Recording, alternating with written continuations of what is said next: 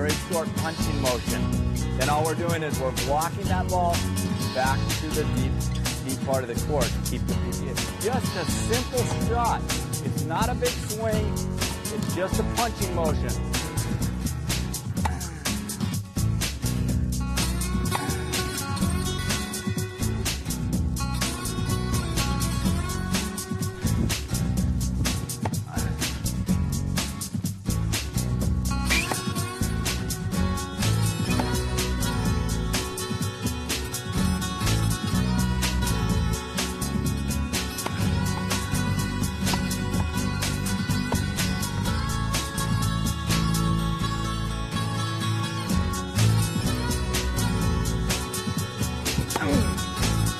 Split step, left foot forward, short.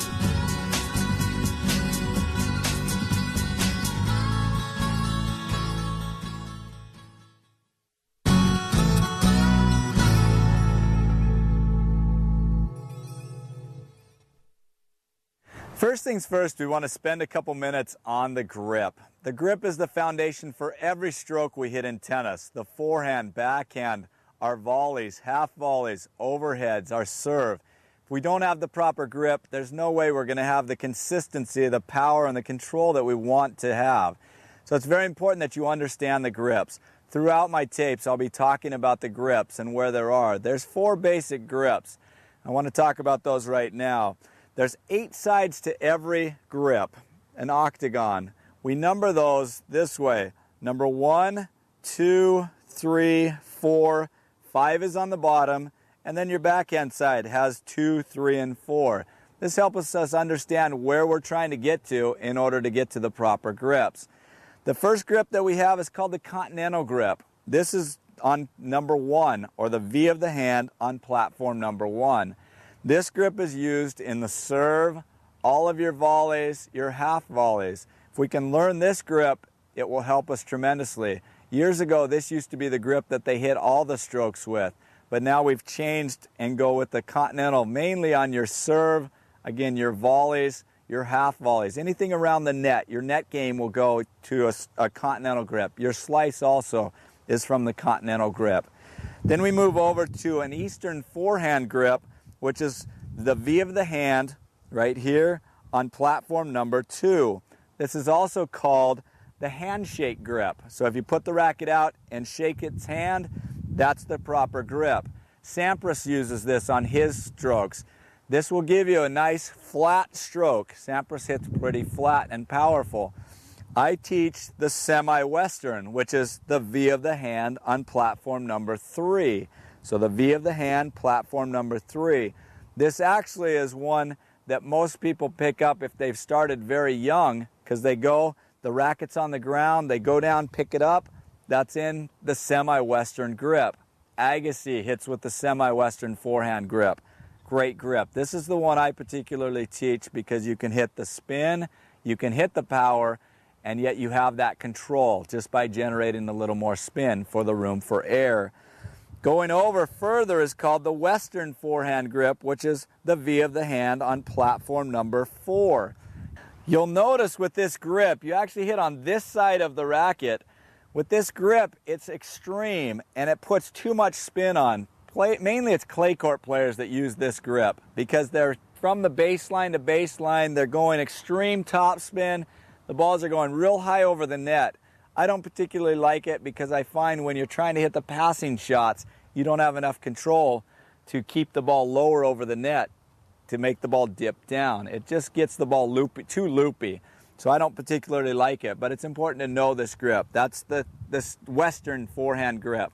Then you have the extreme western, which is on platform number 5 on the bottom. Again, it's clear under here. Again, I don't teach that grip. I don't particularly like it. Then what we do is we move over to the backhand side. There's platform number 2 on the backhand side, which is your left side if you're a right-handed player. Number 2, the V of the hand on number 2 is called the Eastern backhand grip, just like number 2 on the front side, or your right side is the Eastern forehand grip. Eastern backhand grip. This helps get the racket. If you're hitting pretty flat, this is a great grip to have on your backhand. I again teach between the Eastern and the semi-Western on the backhand grip, the V of the hand on platform number 2 or 3 to get that racket closed on your backhand so you're able to generate the spin. Very important to understand these grips. Again, going clear over to platform number 4 is the Western backhand grip. Extreme topspin. I don't particularly like it. Again, back to the clay court players. It's not a very diverse grip. You're better off moving to the semi-Western on the forehand, semi-Western on the backhand. You're going to be much more diverse that way. Now, if you're left-handed, it's very important to understand everything is just backwards. You start out platform number 1, continental. Now everything to your dominant hand or your left side is now your forehand side. Platform number 2, Eastern forehand grip. Platform number 3 is the semi-Western forehand grip. You'll hear me talk about this often on your forehand and your backhand. Semi-Western. Western is platform number 4. And then Extreme Western is platform number 5. Again, hitting on the back side of the racket. Then we go back around. Eastern backhand grip for a left-hander. Via the hand, platform number 2 on your right side or your non-dominant hand. Platform number 3 is semi-Western backhand grip. Platform number 4 is Western backhand grip. So that you know as a lefty, you're going to be just the opposite when I talk about the right-handed side and the left-handed side. Now you know the grips. It's very important that you understand these grips and learn them so that you get the racket head in the proper position. Once you do, you'll find the consistency will increase. The ability to hit these shots will increase, and you'll find you're way ahead of your competitors just by learning the proper grips.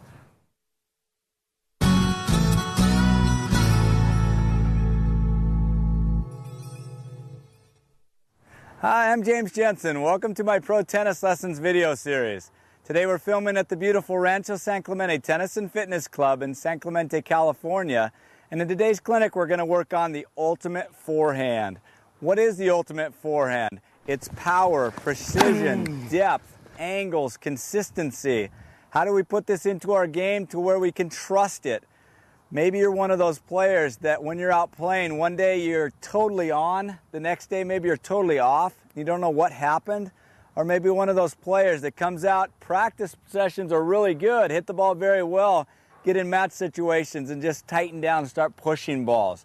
What we're going to work on in this clinic is how to learn the proper form so that you can trust your form. So when you go out, you know that that ball is going to go exactly where you want to. On your cross court, your down the lines, the deep shots, the short balls. You're going to have total control of the ball to do what you want with it. So when you're out there, your opponent's going to start fearing your forehand. Make it a weapon, and if you'll trust the form that I teach you from square one, the very basics of footwork, racket position, grips, everything, I will teach you step by step how to hit this forehand with proper topspin so that you can trust it. If you do this, I guarantee your forehand will improve. So come with me today, go grab your racket, and let's get started.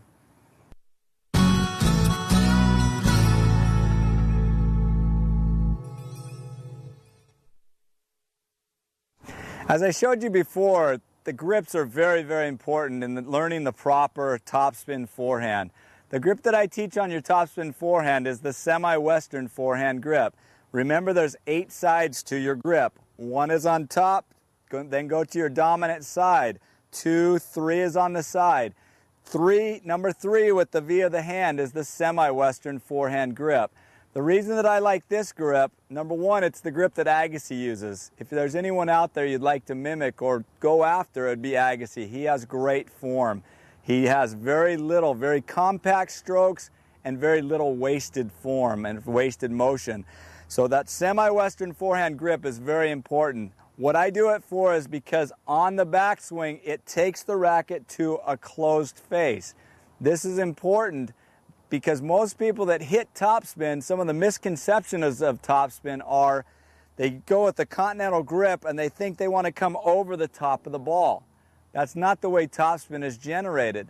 Topspin is actually generated by hitting up the back of the ball. The harder we brush up, the more air pressure is hitting the top of the ball to drive the ball down into the court.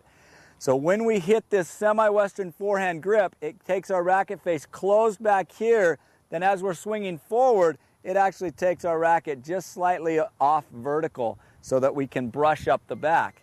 Where you'll watch with the continental grip, it'll actually make a contact open, or an eastern forehand grip, as you're taking it back, it'll also be slightly open. You can hit flat, but you can't hit the spin. The semi-western forehand grip will get us in the proper position to hit the ball the way that we want so that we can brush up the back of the ball. So this is the grip that's very important to learn. Semi-western forehand grip, V of the hand on platform number 3.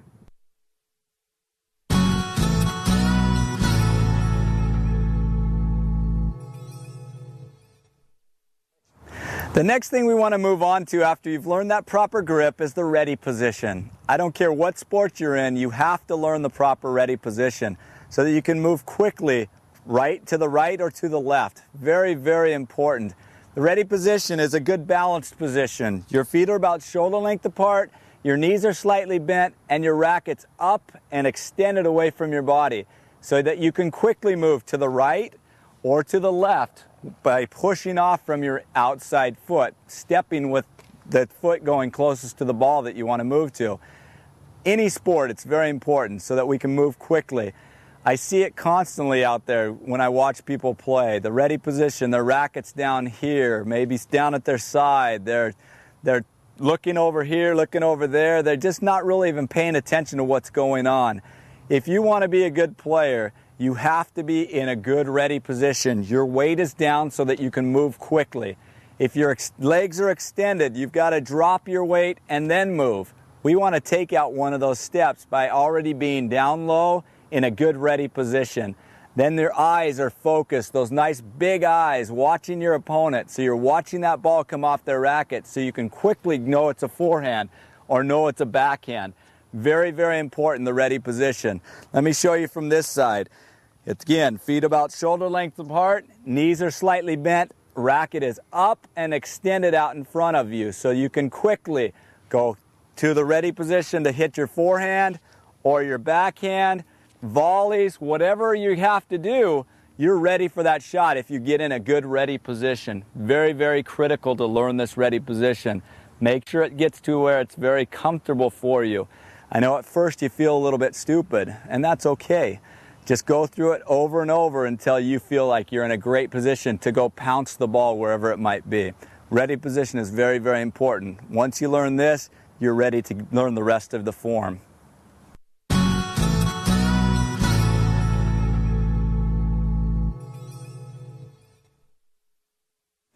Now you're in your ready position and you're ready to move quickly to the ball, but how do we get to the ball? A lot of people have no idea how to get to the ball the quickest way possible.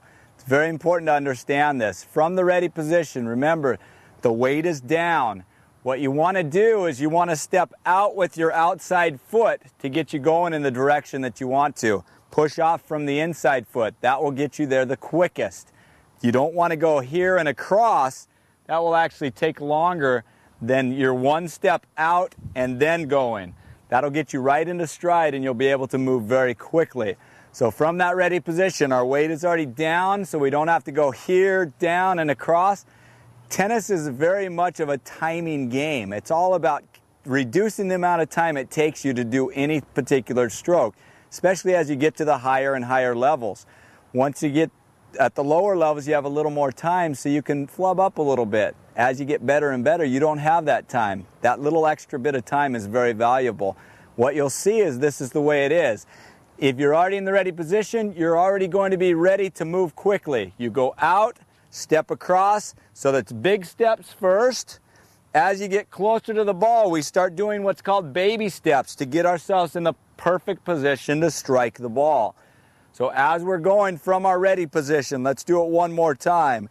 We're here, ready position, out, drive across big steps, shorter steps, get ourselves in position so that we can plant our back leg, which will drive us forward to hit the ball correctly.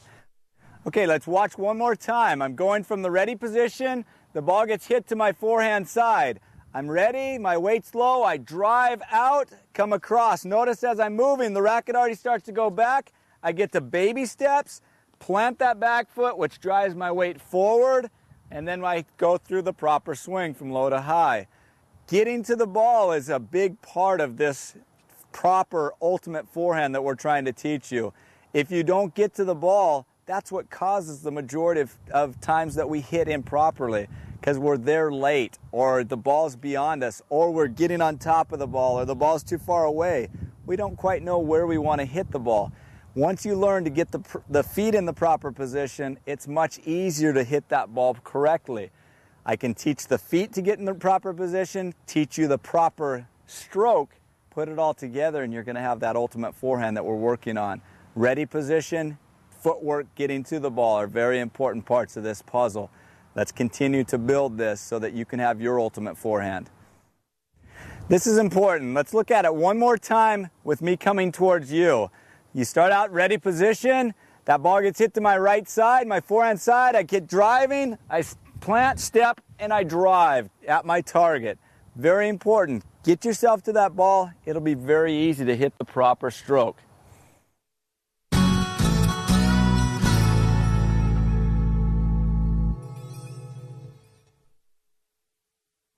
Now we need to go on to the backswing. It's very important to understand there's three main types of backswings.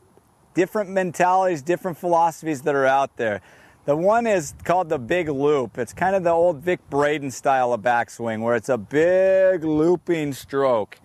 I personally don't like the looping stroke that much because of wasted time. You don't have that much time when we're playing, especially on the hard courts, grass, the faster surfaces.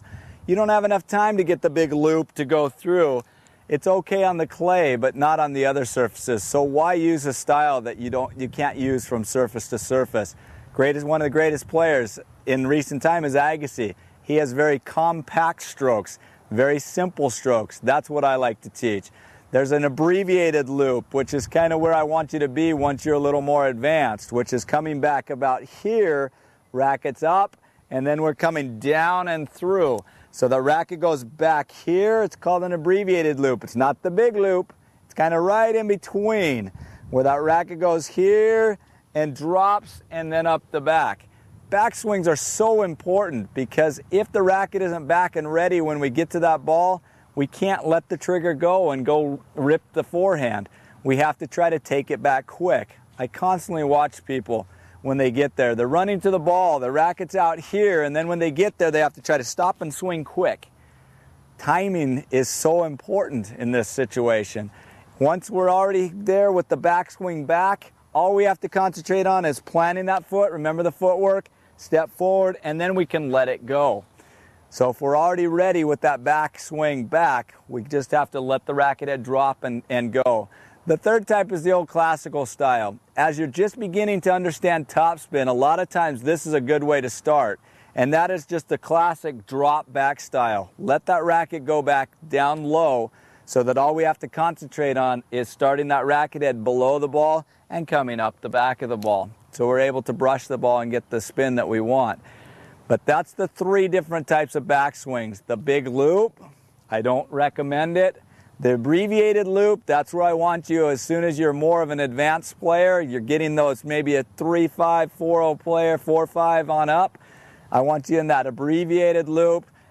And when you're just beginning, start with the old classical style. Start with that racket down low so it's very simple to understand. We're just trying to let the racket go below the ball and nice low to high motion across the ball. But those are the three types of backswings. The abbreviated loop is what we're trying to get to. Racket head is right up here, and notice as my hands go back, my arms go back with the racket. That helps rotate my shoulders. Very important. You want to be balanced. There's a couple different styles, but the one that I teach and the one that I like best is come back together with the arms. So as we're getting turns, it rotates the shoulders. Then all we have to concentrate on is dip that racket head down and brush up the back of the ball. Once you understand the backswings, we can move on and understand what we do with our legs and what we do with the racket head and the rest of the follow through. So let's move on. Now, We go from that ready position. We've got ourselves turned sideways. We start driving towards the ball. We plant. That racket head is already back. You'll notice that as that racket goes back, the arms go back together. I like to tell people maybe they have some long set of handcuffs on that kind of bring their hands back together. Gives you a great balanced position. You're nice and balanced with your upper body, and then you can come through together at the same time. So as that racket goes back, the racket head really does not go any higher than maybe your shoulders. You don't want that racket way up above your head. You want that racket to go back about the shoulder height. So we're dropping it back, and then we're allowing that racket head to drop down below and come up. It's a nice circular motion. Helps generate the most power you possibly can. Let me show you from this angle so you can see it a little bit clearer. You from that ready position, you turn sideways, racket back. That racket is about shoulder height. Dropping back together, we step forward, let that racket head drop down, and then we start coming up the back of the ball. So that backswing is critical. Again, one more time.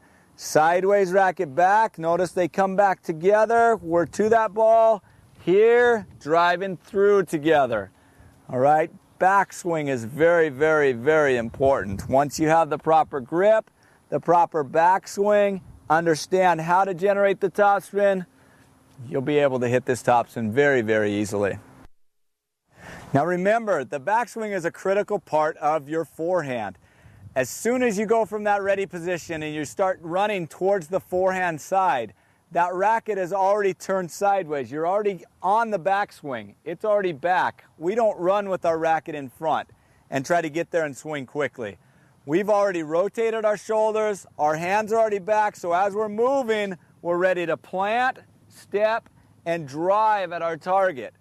That backswing is very critical. So it's here. As soon as we're ready to start hitting, that racket head drops down at least a foot below the ball, so that we can start driving up the back of the ball and driving at our target.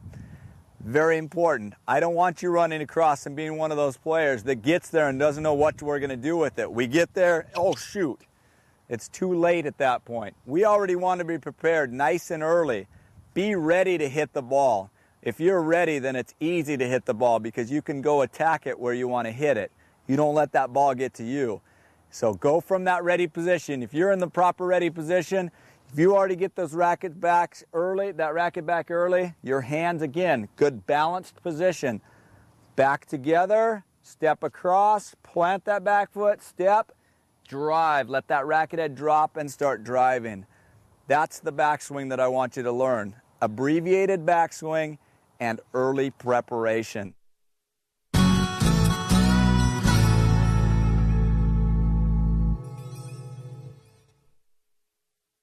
It's very important to understand that there's basically two types of stances in the footwork. There's the open stance and a closed stance. If you have plenty of time, it's great to be able to get that closed stance. The closed stance is where everything is closed. Your hips are all the way rotated. You're able to get yourself planted. Everything's closed up. This is considered a closed stance. An open stance is where the hips are not closed. They're open. That's the difference between an open and a closed stance. The difference is we still plant from our back foot, but we don't have time to step. We throw our hips a little more. So our hip is thrown and we drive the racket head through. You have to be able to hit both the closed stance here, plenty of time, and the open stance where you're here and driving from your back foot, driving the weight and the hips forward, because you never are able to get into perfect position every time. If you can learn to hit both the closed and the open stance, it doesn't matter where the ball's at, you'll still have control of it and be able to hit it where you want. One more time, very important to see. Let me show it coming at you this way.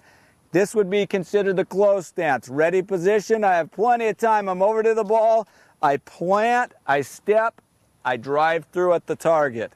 My open stance, on the other hand, is this way. I'm over to it, I'm here, boom. I drive at my target. I can go up the line, I can go cross court with both the open and the closed stances. But try them both. Learn how to hit both of them. Very, very important in your footwork to be able to hit the open and the closed stance. Both of them have some positives and negatives, but both of them should be able to be hit.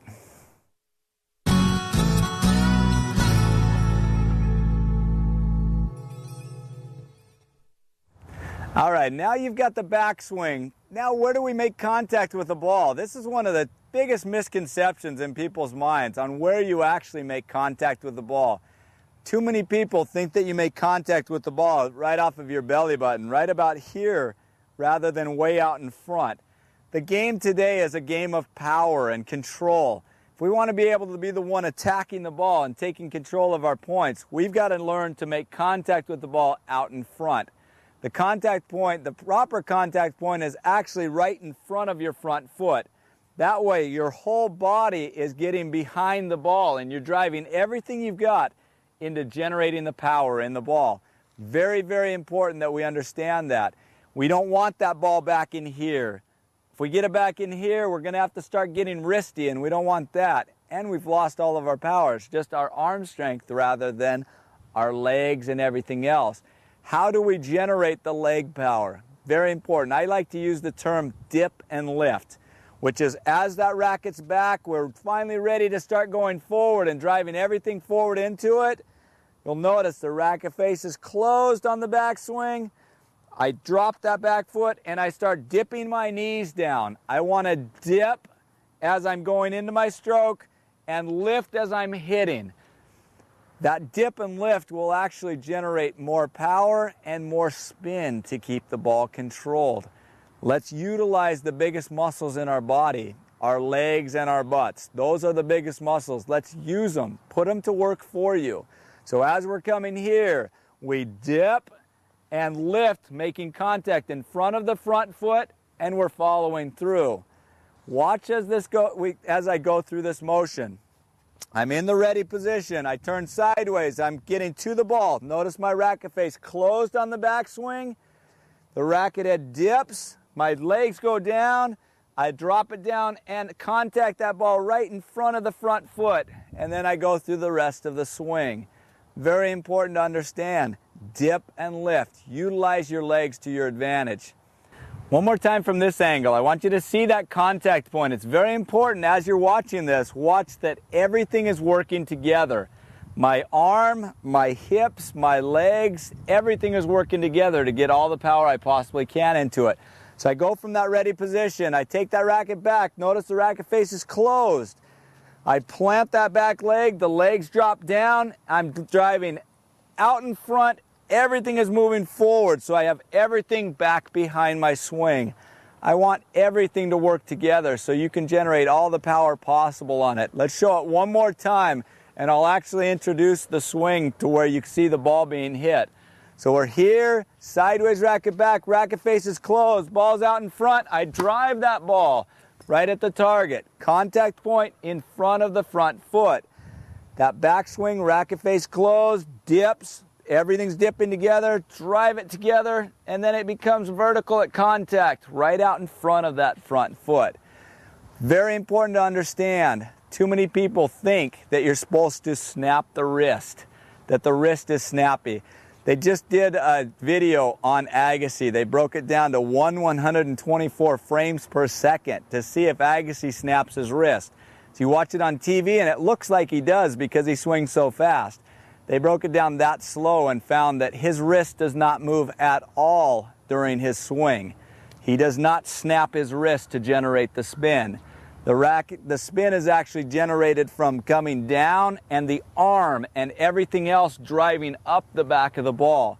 It's not the wrist snap that generates the spin. That's a huge misconception. If you'll understand, it's not by coming over the top of the ball and it's not by snapping the wrist, you're going to be able to generate that topspin that you're looking for. You'll get that driving topspin, I like to call. When it hits, it accelerates. It'll be that heavy topspin, not just that wristy topspin that sits and lifts up. That's not what we want. We want the driving topspin so that it becomes a weapon. So learn to put it all together. One more time so you see it all together. Ready position, turn sideways, racket back, racket face is closed, plant, drive everything forward now. Shoulders are rotating, hips are going. We're making contact out in front and right at our target.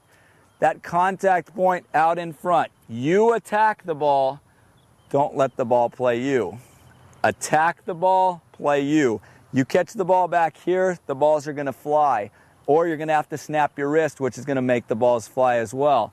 It's kind of the idea of baseball. The snapping of the wrist is where the power comes in baseball. We don't want the wrist to snap because in tennis we want to keep the ball controlled. Wrist is controlled, everything's going forward at our target, driving out in front and right at our target. You learn these basics step by step, and I guarantee you will find that consistency and the power that we want from your ultimate forehand.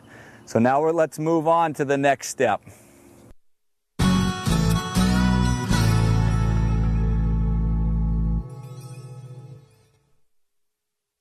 The final piece to the puzzle is the follow-through. This is an area that people don't quite understand how important it truly is. I constantly watch people out when I'm on the court, and they go and they try to hit and stop the ball. They stop their swing thinking that's going to keep control of the ball. What it actually does is it makes them lose control of the ball because the ball is on the strings a shorter amount of time. We want to keep the ball on our strings as long as we possibly can, so that we can generate the spin that we're looking for. We don't want to go through everything proper and then at that point of contact just stop.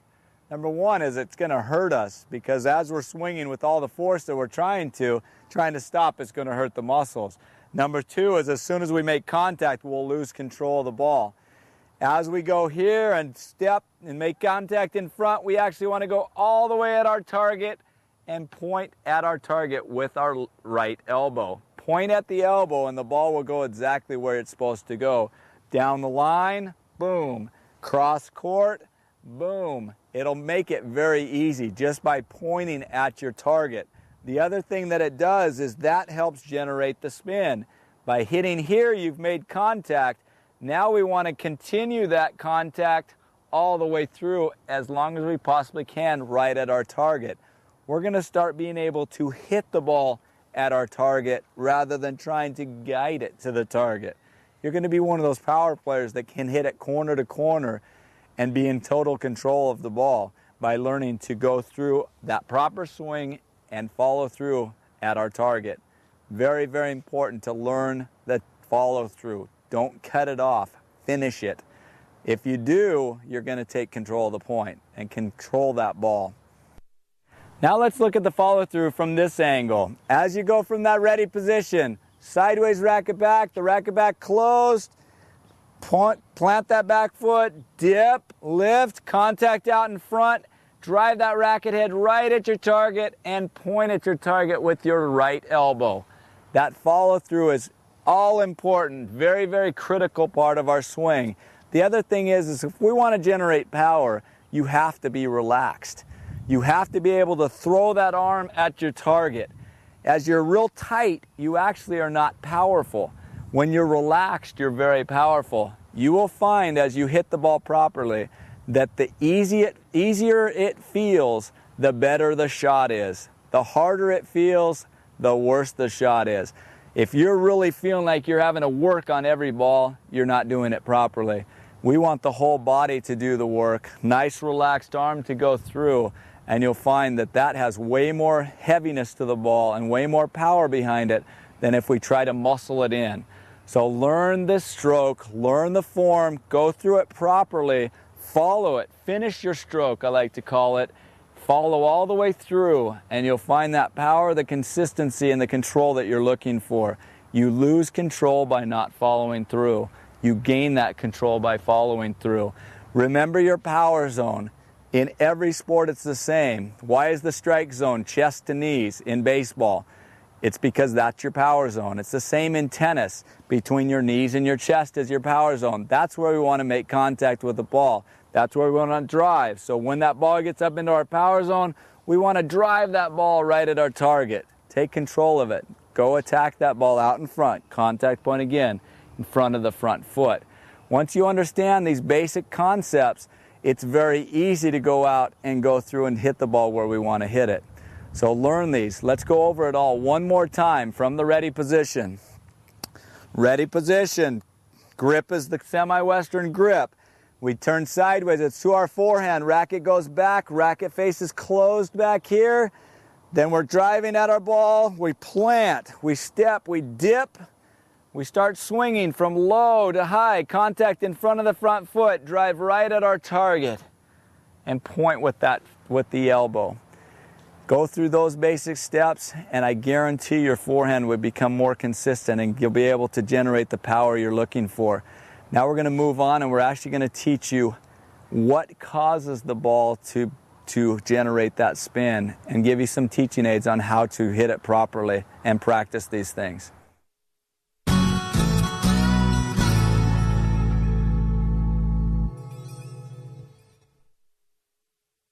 Now we're going to talk a little bit about the path of the racket. This is a big misconception out there. People don't understand how we're able to hit the ball consistently over and over and over again. And the biggest problem that I run into is people actually come out of their swing too early. What they do is they let their front leg go straight. It becomes a pivot point as they're swinging that goes straight, and they swing around their body rather than holding their shoulders longer and driving down a nice line through the ball. We're going to use this line just to kind of demonstrate the difference. If you watch, if I swing out and come out of my swing early, I here and I come out early and swing across my body. From about right there to right there, I can hit the ball properly. Anytime out of that, the ball is going by. I'm either missing the ball or I have no control of the ball.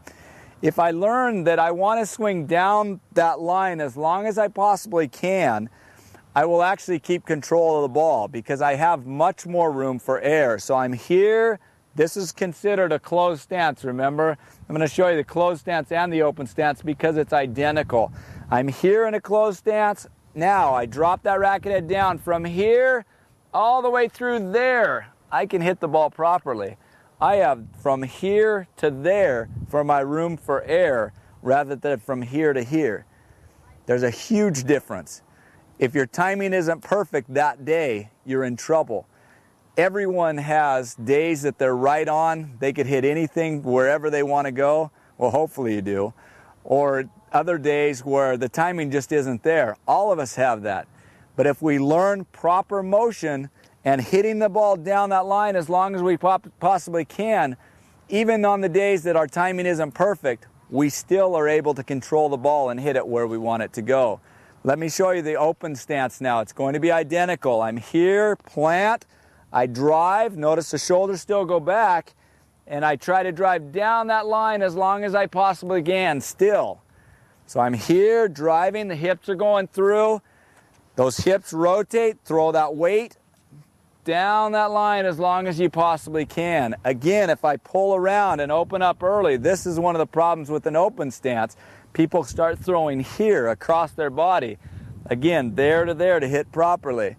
If we throw here, throw the hips and drive down that line, from there to there, it's all proper. A lot of room for air.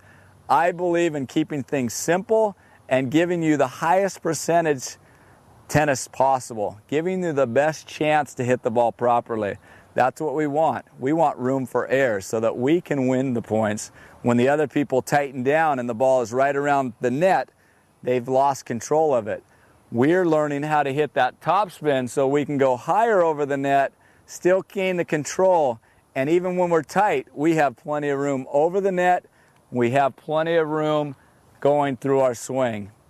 Keep it consistent and learn to swing down a line through the ball right at your target, and you will definitely gain the control that you want.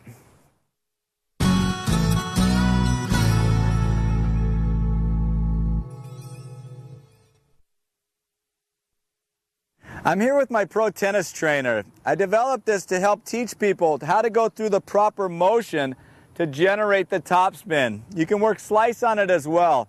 What I love about this machine is it takes away the bounce. So I actually can start understanding how to generate the topspin and go through the proper stroke to generate that topspin without having to worry about the bounce. I watch people out bouncing balls and hitting. Every once in a while the ball goes right and they're not quite sure what made it go right. When you come here and take away the bounce, you're able to finally see by letting that racket head drop a foot below the ball and brushing up the back of the ball goes exactly where I want it to go. It also helps teach the muscle memory, so I can go through this motion over and over again, so that when I go out into my matches, I'm actually able to hit the stroke properly. This is a great trainer. The other thing I love about it is people see good results right off because that ball's right there.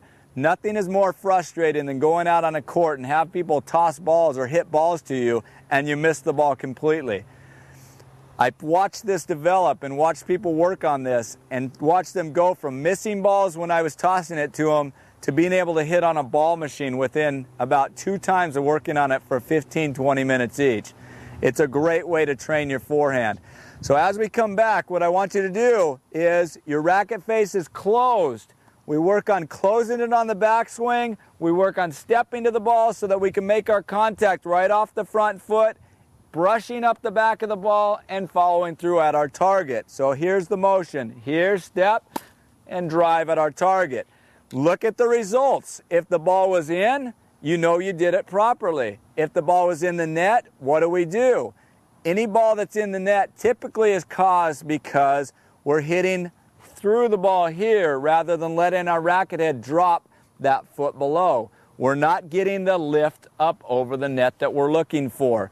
So if the ball is in the net, check and see, go, okay, I've got to get my knees down more. I've got to let the racket head drop more so that I can come from at least a foot below to get that brush up the back that I want. So let's go one more time. Racket face back, up the back of the ball, right at our target. It's very, very simple, and you see results right away. If the ball is in again, it's a great shot. If the ball was long, what could possibly be the problem? It's very simple. If the ball is long, it's normally caused because our racket face is open back here. So as we go through our swing, notice the contact. Racket face is open. You can't go low to high with an open racket face and expect the ball to drop in. You can go open racket face back here and slice, go high to low to high. That would work, but if we're trying to generate topspin, we cannot go low to high with an open face. The ball is going to take off across. Simple fix. If balls are all going long, work on the backswing. Check the racket face. Make sure it's closed or facing down on the backswing. Then we go at it and brush the ball. Very simple. Once you feel comfortable with this, what you want to do is now we want to actually have you move towards the ball. So we start a little ways away. Start in a ready position. We can work on moving to the side. Here, sideways racket back, come to the ball, step, and up the back. So we're able to get in that good position. Learn to move and hit that ball. Once you go through this, I guarantee you will find that this hitting the topspin is very simple. It's a very simple concept. Understanding, this is the critical thing on topspin. Understand, the harder we hit up, the more spin is put on the ball to drive the top of the ball down into the court. You get that into your head, I promise you, you will be so far ahead of most people. It doesn't make sense. Most people think if I go low to high and drive up, the balls are going to fly, but it's not that way at all. Physics tells us the harder you drive up, the more air pressure is driving the top of the ball down into the court. That is the way everyone is out hitting with so much power these days, because they've learned to hit and drive with power. One more time, coming across, we step, contact, below that ball, low to high. Very easy. Understand it. Let me do it one more time. You can start with the ball, maybe start back. Just get used to moving at it from a little different position. So we move and get used to moving forward to a ball. Here, I'm forward, down, lift, and follow through. It's a very simple concept. I love this trainer. I love how it helps teach, because it teaches you the swing itself. Once you understand the footwork that we worked on, understand the proper swing, get that into the muscle memory, that ultimate forehand is yours to be had. It's easy. Learn how to do it.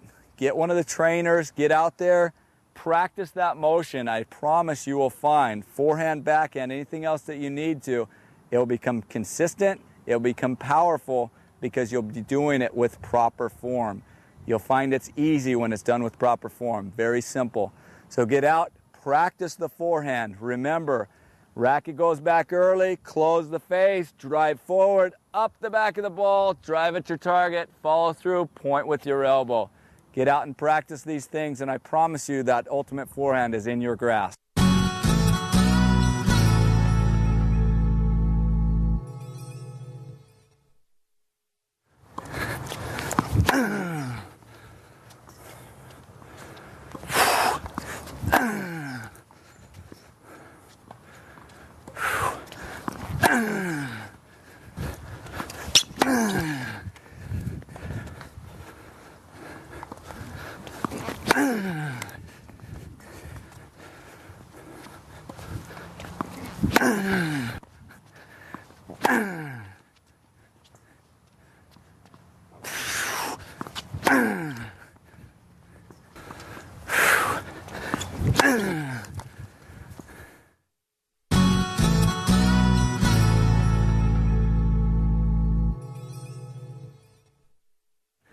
All right, now you have the foundation for the ultimate forehand. But guess what? You don't always have enough time to get your feet totally set and ready to hit that ball properly. What do you do when the ball is on a hard cross court, you're on the backhand side, and you've got to start sprinting across trying to hit the ball properly? You have the base that you need. Understanding the low to high motion is critical, and also early preparation. If you're prepared early, once you get to that ball on the run, you're able to let that trigger go, let the racket head drop, and drive it at your target. One of the big problems that a lot of people have when they're running after a ball is they actually start running after the ball, but the racket's here. It's out in front still, so when they get there, they're having to swing quickly. It's a real problem, and they wonder why they don't have control to hit the ball exactly where they want to. What we want to do on the run is as we get racing across, we want to already have our racket in this position, so we're racing across. So when we get there, all we have to do is let it rip, all right? In general, your running forehand should be going down the line. Normally, it's a ball that's pulling you way off court, and you're going to be continuing to get yourself pulled way off court. It's very difficult running full speed to plant a leg, turn, and get back in position. Normally, that shot had better be a winner or a high lob to get you back into the point. So it's very important in this instance to start practicing on hitting that ball down the line. That's going to be probably 85–90% of the balls that you hit on the run to your forehand side. You're going to want to go for the winner down the line because you will not have the chance to get it back in. You tried that hard cross court, I guarantee your opponent will be stepping up and be able to hit to the wide open court that's on this side. As you get running across, get it back, let it rip right at your target, all right? There's a little more timing involved, so you're going to need to actually practice those shots. Like all these shots, you've got to get out and work on it so you get the feel and get the confidence in hitting the ball that you want to hit. So remember, on the run, the critical things are two things: early preparation, hit down the line, all right? Get your racket ready so when you do, you're able to drive that ball right at your target. Another thing to remember is how we worked on hitting through the ball at a line at our target. That's critical as well. As we're running, once we make contact with that ball, we still want to be able to finish that shot right down at our target. If we go running across and pull wide or don't get to it and pull inside out, the ball is going to be heading out that way, or it's going to be heading way across, not where we want it to go. We have to finish our stroke. If you're there early, prepared early, you're going to be able to direct the ball the way you want to. So the running forehand is one that you hit a lot in this game.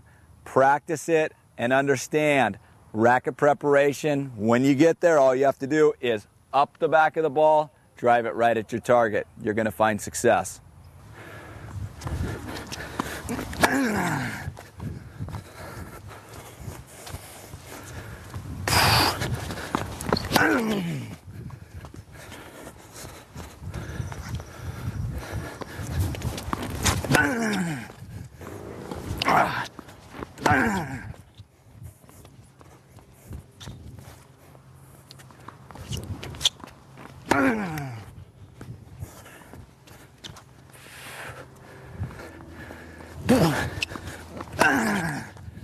Woo, baby.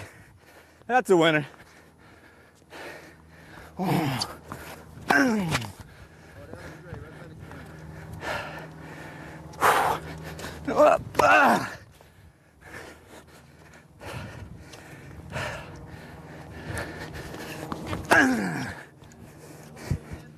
Yep.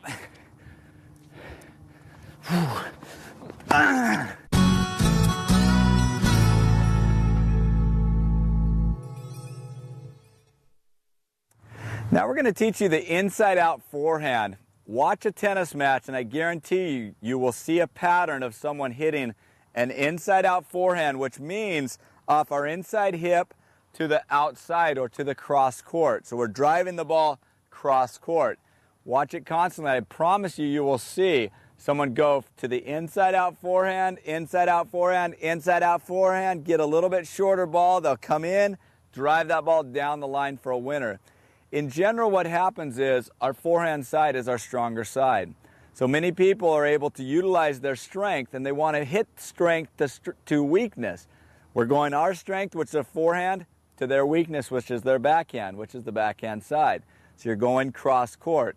The way you set this up is you actually get a ball that's a little more loopy. You're somewhere in the middle of the court. You're able to step inside to the backhand side and start going inside out forehand. Remember the line. On all of our strokes, we want to hold the line right at our target. So we want to redirect that ball right at our target. Okay? Plus going cross court. Longest part of the court, shortest part of the net. We're working percentages. High percentage tennis will always win.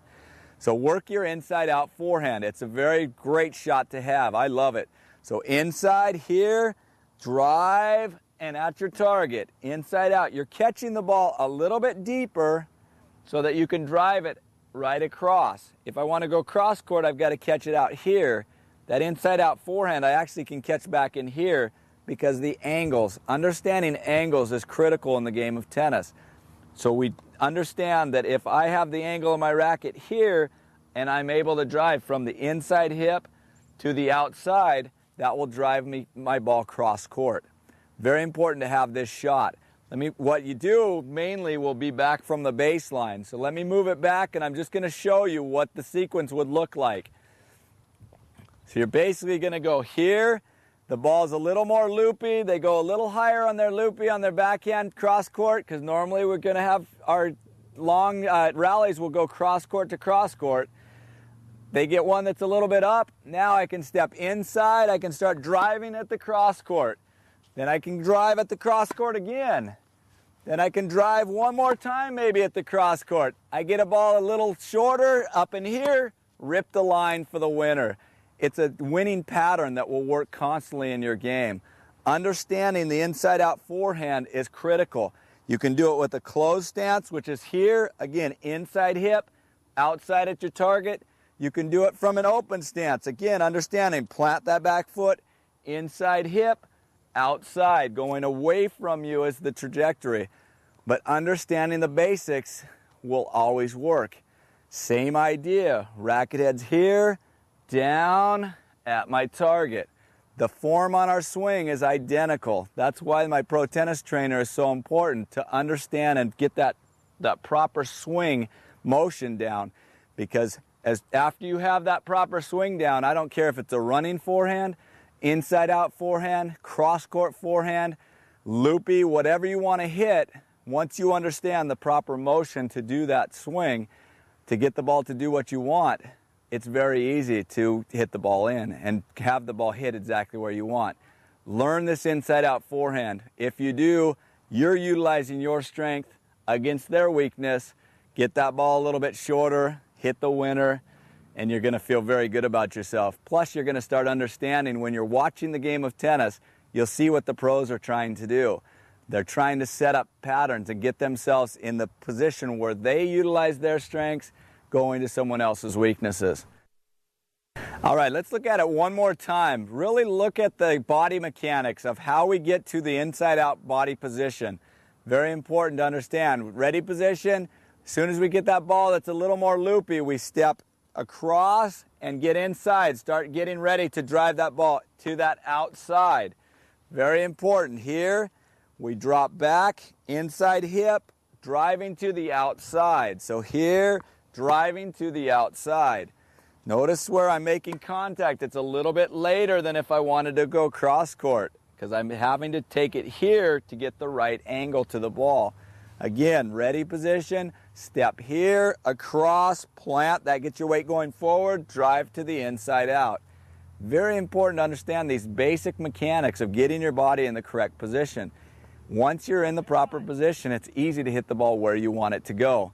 So let's work on the inside out forehand. Let's hit a couple balls and let me show you this pattern.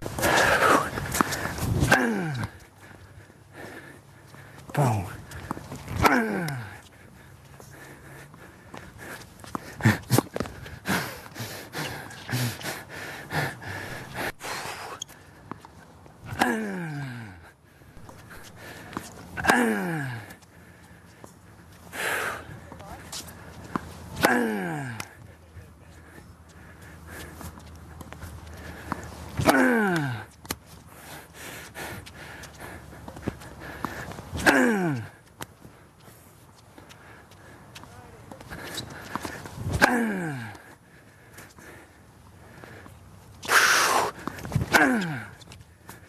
That's the pattern. One more time, loopy. Step in to my inside. Inside out. Start pulling them wide, get them off the court. A little wider, really get them across. Boom, get that short ball, bam, up the line for the winner. Inside, boom. Now you're in your power position, you're in control. Hit deep.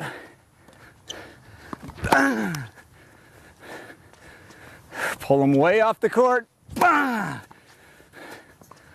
Phew, shorter ball. Rip the line for the winner.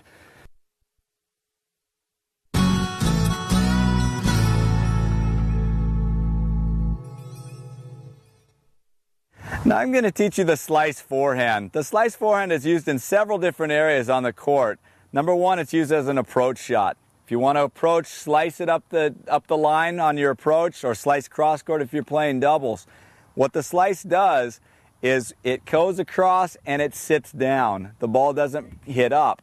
What you're trying to do is get the opponent to hit the ball up to you so you have an easy volley to put away. Another thing it does is when you're out of position and you're barely able to get to a ball, the slice is a great one. I use it constantly to get myself back out of trouble if I'm in trouble, get myself back in position where I can get back on the offense and take control of the point. So if I'm getting pulled really wide and I barely can get a hold of a ball, I can slice it. Gives me a little more time also because it's not a driving shot, it's a ball that's going to float across and give me a little more time to get back in position. The slice forehand is a very simple stroke actually. Number one is the grip. It's very important to understand the grip. The grip on a slice forehand is a continental grip. Remember back to the grips that I explained at the beginning. Continental grip is the V of the hand, platform number one. So once you have the continental grip, you can do a slice, you can volley, you can serve, you can hit overheads with the continental grip. Learn this grip, very important. Then the motion itself, footwork's going to be identical. All we do, get ourselves turned sideways, we're going to plant, we're going to now start with the racket high to low to high, or cutting out the melon. High, down the back of the ball, to low to high, finishing at our target. Too many people on their slices, they don't understand what's going wrong. Many people on a slice just do this. And when it hits, it'll actually do what it does in golf. When it hits, stays there and bounces up. We don't want it to just sit there and bounce up. We want it to go through, hit, and slide.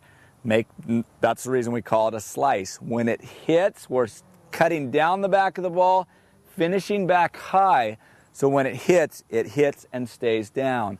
So the mechanics again, high to low to high. You do not want to drop that racket head down too far. That's another mistake that too many people make. As they're hitting, they drop here and the ball just pops up. We want to go at maybe about 10 to 15 degrees at the most. From this angle, if you look at it, it's only slightly laid back. We don't want to lay it way back or all the way back. So only slightly, 10 to 15 degrees is all we want. So as we're coming back, it's high to low to high. So here's the motion, high to low to high. Finish the shot. Once you hit here, finish it all the way back through high. That's what helps keep the ball down and helps you keep control of the ball longer. Same idea, follow that line through the ball, high to low to high. Your contact point can be a lot later than on a driving topspin forehand. Topspin forehand, when we're driving, contact point's out in front. Slice is actually a little bit later, more around your belly button in that area. Or if you get out of position, you can catch it back here behind you and still put the ball back in play. Another thing that the slice does also is it changes speeds. If you notice, our driving topspin ball is hit with a lot of force and a lot of pace. The slice will actually change that pace. It's very important to change things up in a match so people don't get in a nice rhythm. If you're blasting balls the whole day, they're going to start getting into rhythm to that blasting ball. Throw in a slice here and there to change up that rhythm, kind of like a good pitcher. Different speeds are very important. Different spins, different speeds. Makes them always guessing what's coming. So now I'm going to hit some, so watch the mechanics as I hit it. It's actually a very easy stroke to hit. Understand, high to low to high. Get out and practice it. I guarantee you'll gain that shot and you'll be able to start changing paces, depths, and everything with your ball. You'll be able to control the ball even more. So watch the mechanics and then your slice will improve. High to low to high. Finish your shot.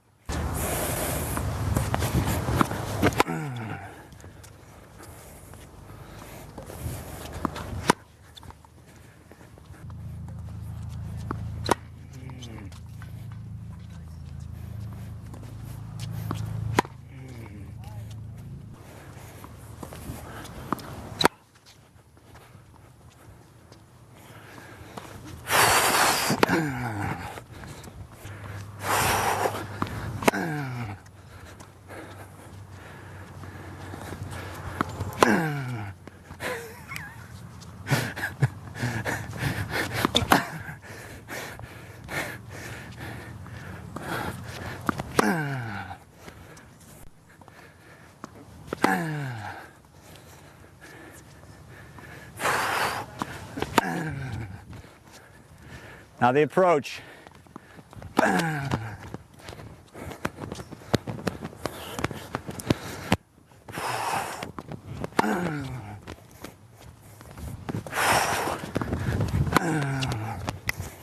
Whew.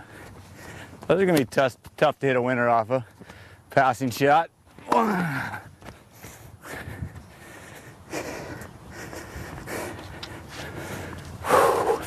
Oh!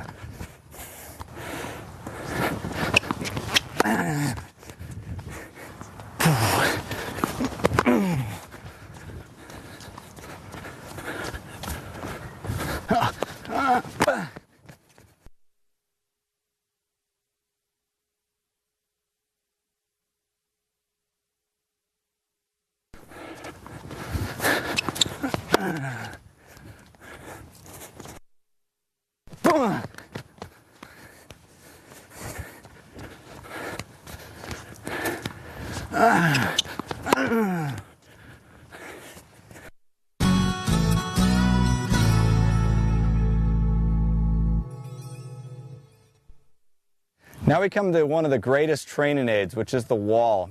The great thing about the wall is you can find them almost anywhere. At any of your local schools normally have handball courts or any other big wall that you can hit up against. Very important to be able to use the wall. We can use it to warm up for matches. We can use it to work on our rhythm, to work on our form. But too often I see people hitting against the wall that really don't have a clue on what they're doing. They just come up and they come close to the wall and they're just blasting balls back and forth with no idea what's happening. They're actually integrating bad habits into their stroke. So it's important when you work on the wall that you work on the basics, the basic techniques of the forehand stroke or the basic techniques of any of the other strokes. So when you come out here, think about what you're doing. Work on your early preparation. Work on making contact from low to high. Work on contacting the ball out in front. What I like to do to start out with, on this particular wall we have the net height, and most of your clubs have the net height, so you're able to hit over the net and know where you're hitting. Don't want to hit way high so the balls are actually going out. We actually want to practice something that we can put into our match play. What I like to do is find a target somewhere, anywhere from about 2 feet to maybe 4 or 5 feet over the net. Pick that target and each time try to hit to that target. I like to start somewhere around the service line to start early and work nice slow motion. It's not trying to blast the balls to start out with. So first of all, we're going to go nice and easy, just against the wall. Pick that target and try to go to that target each time. Try to move that feet, move the feet, watch the ball to the strings. Work form. Again, do not try to blast the ball. It doesn't do any good to just blast balls. I see it all the time.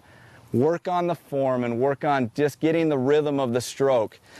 So as you get warmed up at the service line, start working your way back so you can continue to hold form, continue to work on the technique that we've been talking about. But nice and easy, just get the ball in play. Don't blast the ball. Start working your way back to the full court. Notice every ball is hit out in front. Early preparation. Then low to high up the back of the ball. We're not trying to do anything besides ingrain good technique.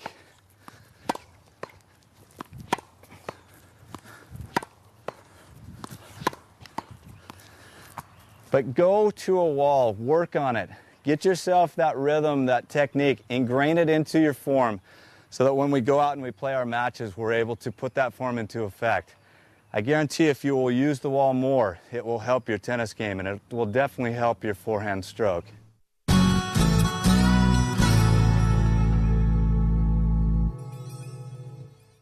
Now we're going to work on another great training aid, which is the ball machine. The wall is great, but the ball machine is even better at a certain point because it simulates an opponent.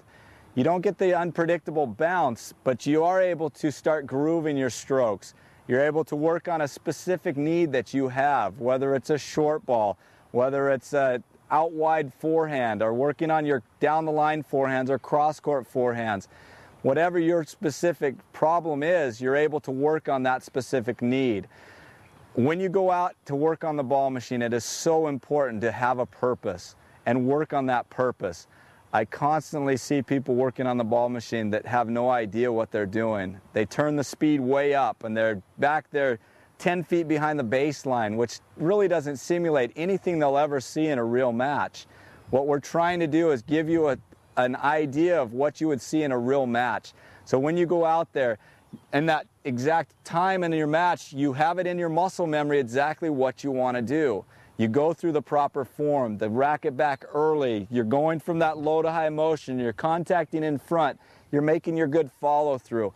So every time it's in that muscle memory and you're able to hit that ball over and over and over again.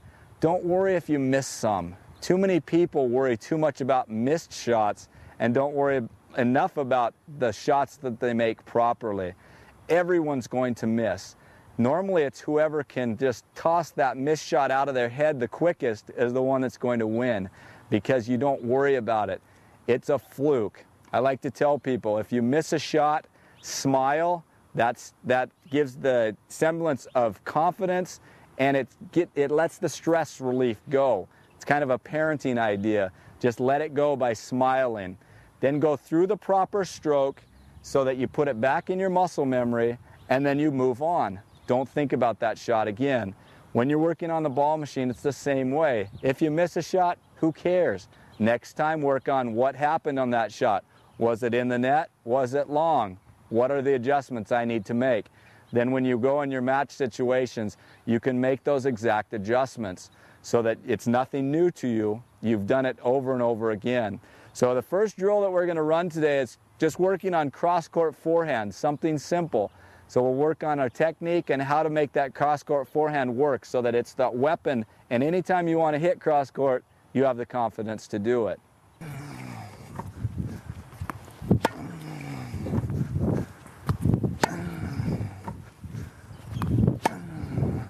So the first shot that we're hitting is the cross-court forehand. We know exactly where it's going to go, so try to recover and work through proper form. Slide over, step to the ball, drive from low to high.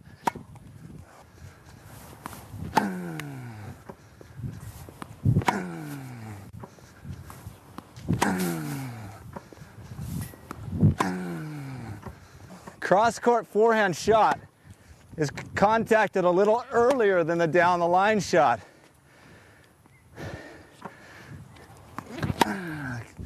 Work on the deep cross courts in the back court, then you can work sharper angles. But just work on that form, hold form every time.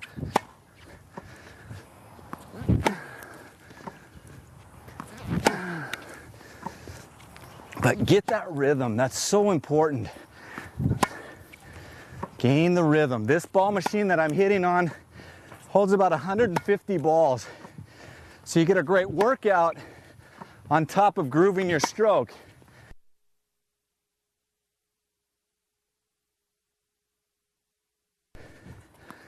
Once you're done with the cross courts, then you can start moving on to another stroke and go down the line.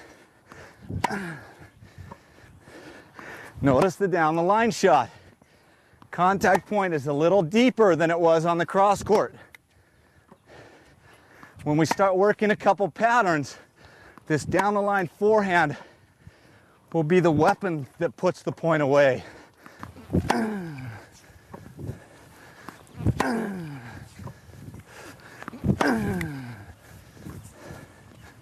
Now the next thing we're going to work on is a great pattern. If you watch the tennis on TV, you'll notice they have some patterns that they hit with. Cross court, cross court, cross court. Get a little shorter ball, boom, down the line for the winner.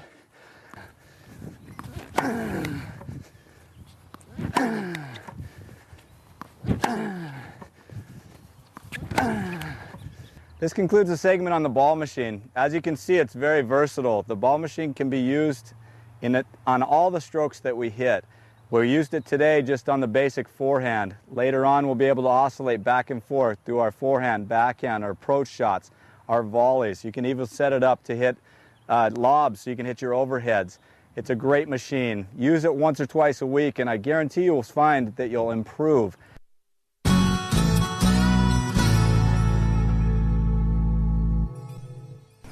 Well, how do you feel?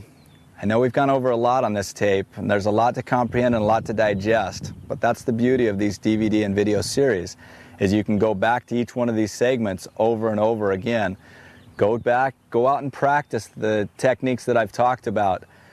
See what's happening, go back to the video, check that segment, and see if you're doing the technique properly.